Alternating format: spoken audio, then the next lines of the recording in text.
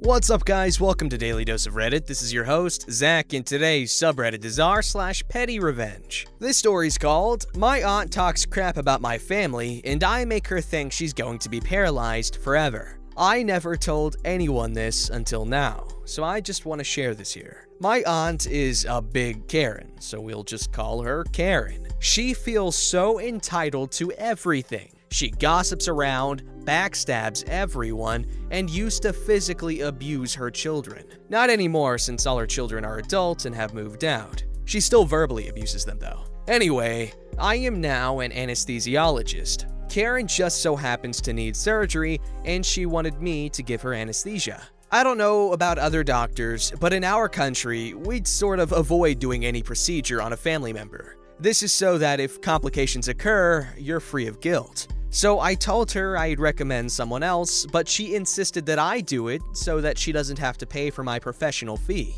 Private doctors, anesthesiologists, are paid an average of $150 to $300 or more in my country. I still didn't want to until my cousin, Karen's daughter, talked me into it. Apparently, Karen was bad-mouthing me, saying I was so stuck up that I didn't want to do it. So I finally said yes. A week before Karen's procedure, I visited my grandfather. His caretakers told me that Karen always came by and was again talking crap about me and my family. I talked to my grandfather and he gave me a talking to about how I wanted Karen to pay me $300 as my professional fee for her surgery. She's my aunt, even though I never said it out loud. I never intended on asking her to pay me. At that time, my hate for her went up a notch. Now, just a little background on anesthesia. There's this kind of anesthesia called epidural anesthesia. We tape a thin tube on your back called an epidural catheter, and we continuously give drugs through it to extend the anesthesia's effect.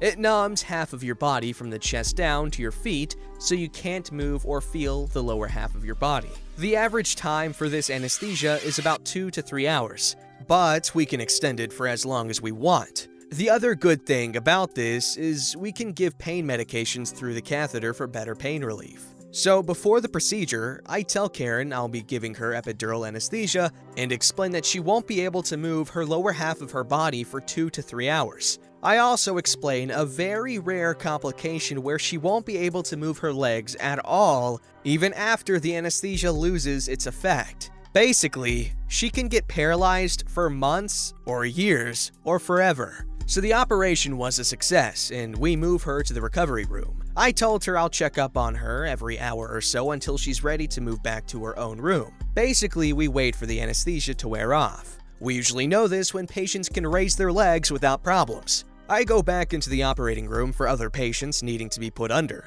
Not even 5 minutes after, the nurse tells me that Karen wants to talk to me. I tell the nurse to tell Karen I'm busy and that I'll look into her later. Nurse comes back saying Karen was being a Karen, yelling that I was her niece and that I had the responsibility to see her this instant. At first, I wanted to make her wait, but the nurse told me that other patients in the recovery room were complaining. I looked for someone to take over for me at the operating room and went to see Karen. She wanted to go back to her room. I told her she can go back once she's able to raise her legs, which will be about 1 to 2 hours more. And I tell her I'm doing another operation, so she'll have to wait for me to see her next time. I'm not gone for 10 minutes, and again, Karen was yelling for me. I see her and say the same thing. This happens again and again, and I get fed up and decide to screw with her a bit. The nurse is also irritated, so I tell the nurse my plan. Basically, so the nurse won't rat me out to my superiors. I had Karen move to the corner of the room to give her more privacy, but mostly to separate her from other patients. After an hour, I go back to Karen and tell her I'm giving her pain medications through the catheter, but I was actually giving her another dose of anesthesia so she won't be able to move her legs for another 2 hours. I do this a number of times, so she's at the recovery room for 8 hours now. She's starting to panic because patients are now in and out of the recovery room, but she's still in there and still isn't able to move or feel her legs. I talk to her and tell her that I'm considering that she's one of the rare cases of paralysis complications, but we need to observe her first. So now she's crying, saying she doesn't deserve this and blah blah blah.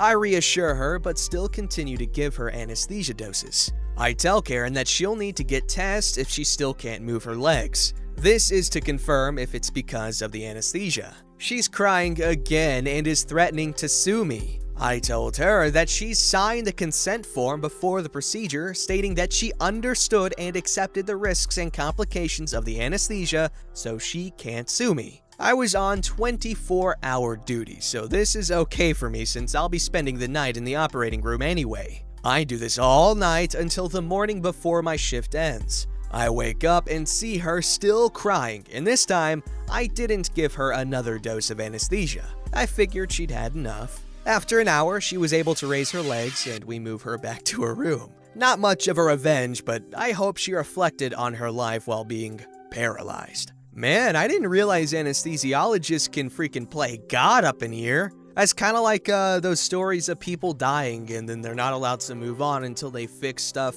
from their past or something like that. You know what I'm talking about, like those Christmas TV specials that everyone loves. I love Christmas, by the way. Christmas is amazing. Anyway, sorry, that was irrelevant, but this was pretty freaking good revenge. I'm not entirely sure how ethical or even legal this is, but pretty good read, pretty good read.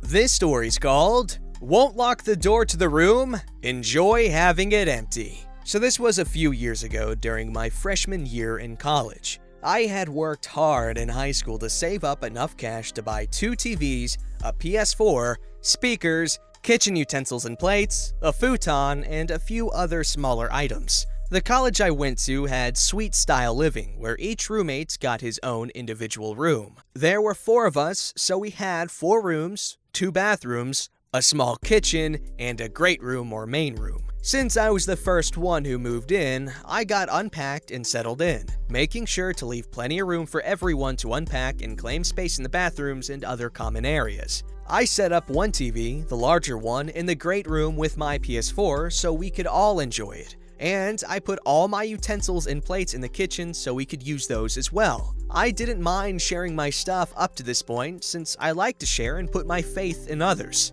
However, I wouldn't be posting here if this trusting nature of mine wasn't changed. On to the story. One night, a drunk college kid came barging into our room screaming at the top of his lungs, waking me up. I was about to get out of bed until one roommate, the slob of the group, ran out and kicked him to the hallway. Since I left a lot of expensive items in the great room for us to use, this made me fear anyone could walk in and steal my stuff, and that would be the last I would have seen of them. So I asked my roommates to lock the door if no one else was home, and we agreed on it. It worked for a few days until I noticed I walked in and no one was home, but the door wasn't locked. Granted, they would go to a few friends' dorm across the hall, but they had gone out for almost 5 hours. I asked them again, but they blew me off. A 1-to-3 vote doesn't work too well at the college I attended as far as roommate agreements went, so there was nothing I could do. Anyway, there were 3 more instances of dumb young freshmen walking into our dorm and either yelling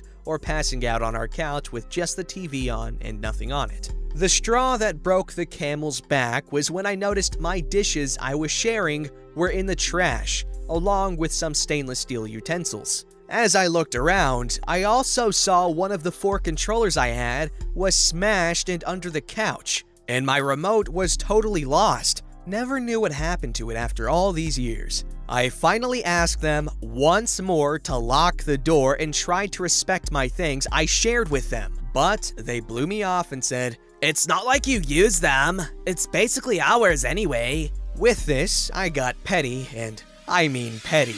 I started my revenge when they went off to get beer since they wanted to play a new Call of Duty game. Can't remember which title. I first started with moving my TV and PS4 into my room along with everything else I had out there, as well as my futon, which we used as a second couch. It took me about 30 minutes of hard labor, but I finally had a packed dorm room. But man, it looked awesome.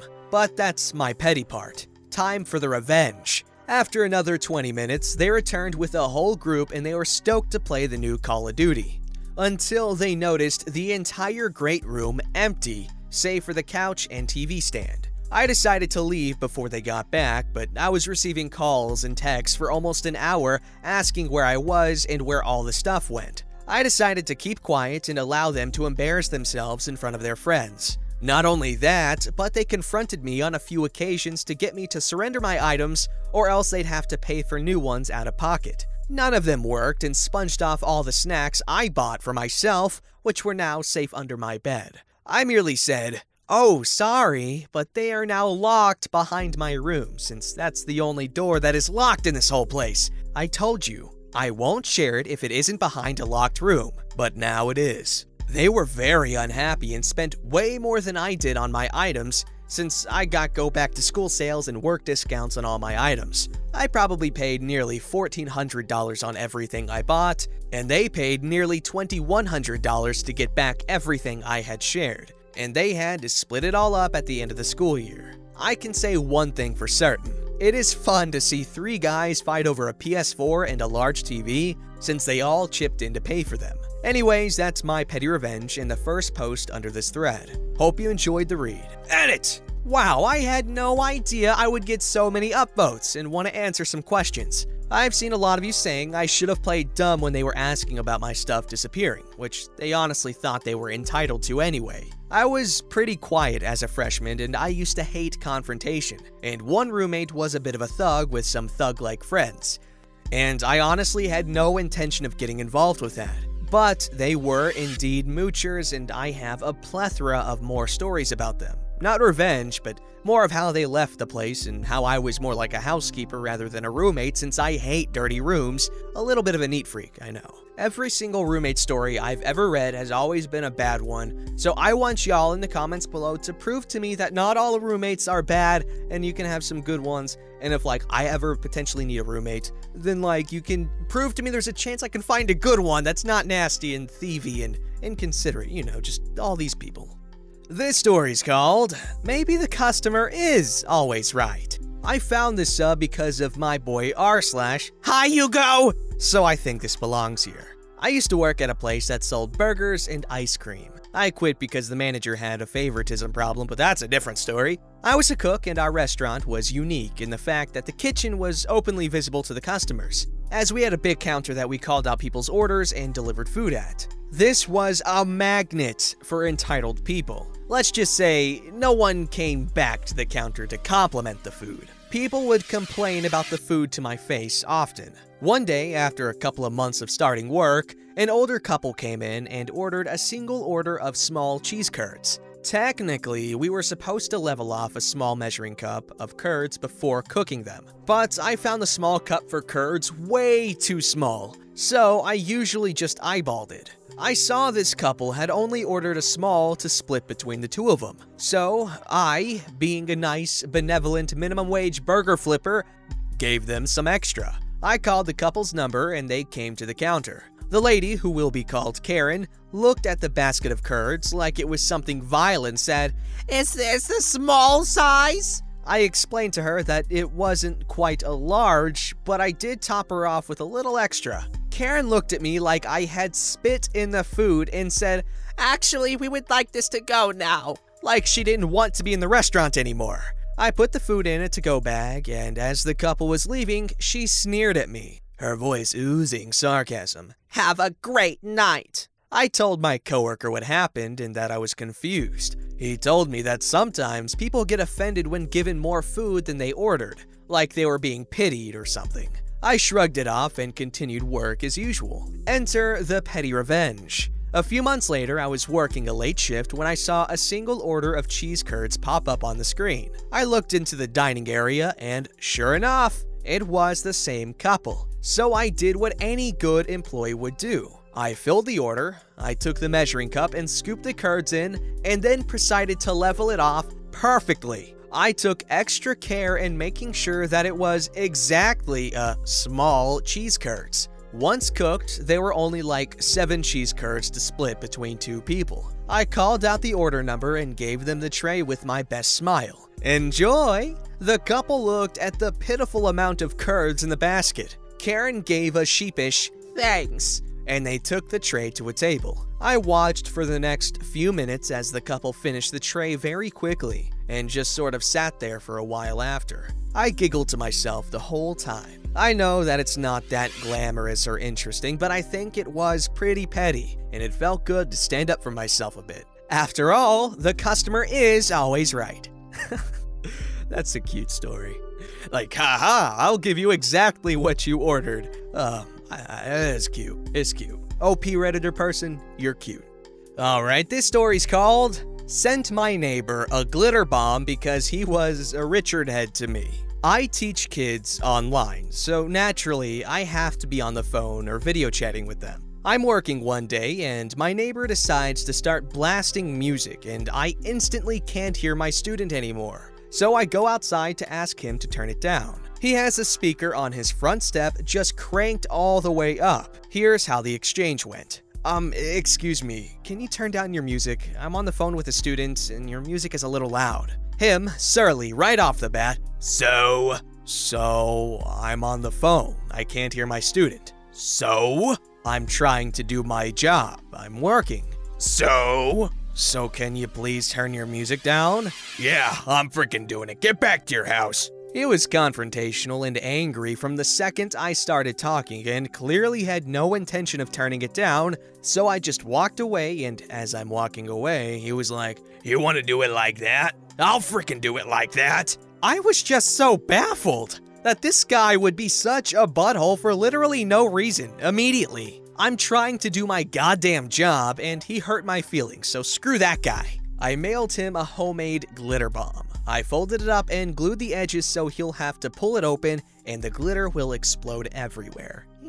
And they posted a picture of it, and it says, suck my balls. Don't forget to like, subscribe, and hit that bell to never miss an episode.